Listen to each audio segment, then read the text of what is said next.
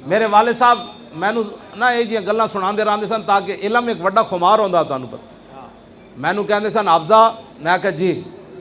कहने लगे एक बाबा बुढ़ा होया ते उन्हां दे घर दी दीवार उत्ते कां आ बैठया। वो अपने पुत्र को पुत्रा इंज करके कहंदा पुत्रा ये दीवार उत्ते की बैठया?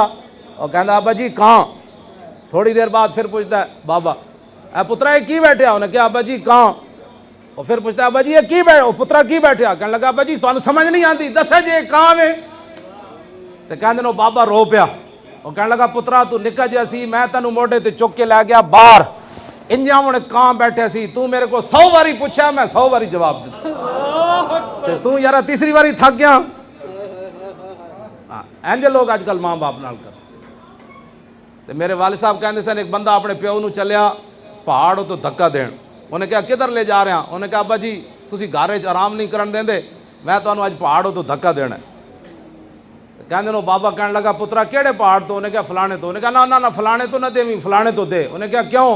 उन्हें कहा मैं अपने प्यो नू उथों धक्का दिता सी। मेरे आका ने फरमाया, सही हदीसां विच मौजूद है, फरमाया हर गुनाह दी सज़ा अल्लाह मुअख्खर कर देगा, दुनिया ते नहीं देगा, क़यामत या माफ़ फरमा देगा। फरमाया जिन्हें माँ बाप की नाफरमानी की ना, जब तक अल्लाह दुनिया ते उन्होंने सज़ा नहीं देगा, उन्होंने मौत नहीं आनी।